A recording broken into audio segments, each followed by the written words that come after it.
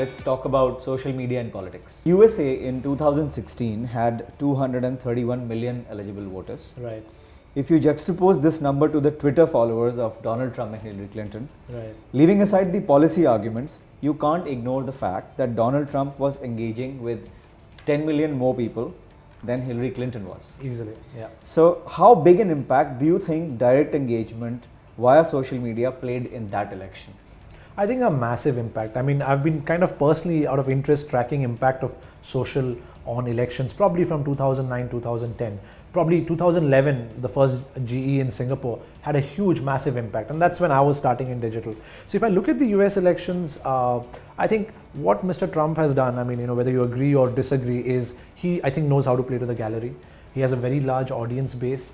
But the bigger difference is he loves to share opinions as opposed to facts. Whatever he shares will always elicit either a laughter or some hatred or some anger. There's an emotional connect either way. And I think that drives people to either respond, react, retweet, and there is just so much noise around it. So it may not be intellectual conversation, things you may not agree with, but in terms of reach and engagement, I think he had beaten a flat. Talking of the lessons which Hillary Clinton could have learned, when she and Barack Obama were battling it to become the presidential candidate for Democrats, at that time as well, the Twitter followership Barack Obama worked on, and he himself followed a large number of people. Absolutely. Hillary Clinton did not. Yeah. Even now, if you look at Barack Obama, he has 84.2 million followers and follows 632,000 people back. Massive. So it's a two-way conversation. Hillary Clinton, however, has 13 million followers and follows only 759 people back. So is this a proof of the fact that social media has to be two-way engagement if you want to make it successful? Absolutely. I think social media always, the whole idea of Web 2.0 was it's a two-way street. And I think in some funny ways, it's also a reflection perhaps of characters. I mean, I've never met Obama, but my gut feeling is if I meet both of them, there's a higher chance that he would say hello and have a conversation than Hillary.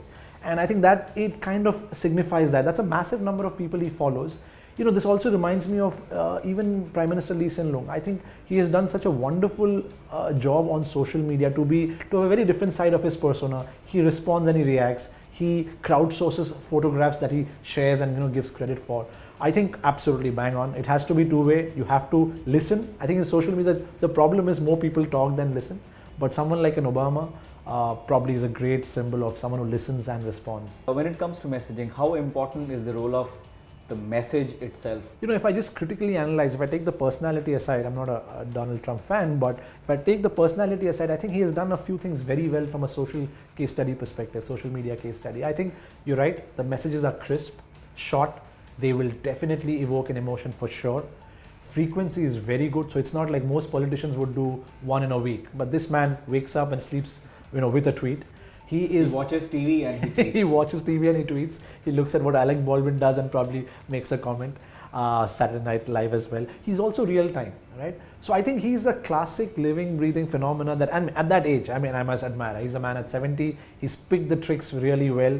I think he embodies literally facets that every marketer would like to replicate. So I think he's using it to his strength for sure. Yeah. I mean, you will accept that all these politicians have made your life easier because they are evangelizing the concept of social media and digital marketing so well. Absolutely. I think, moment politicians, sports stars, cinema celebrities are that active.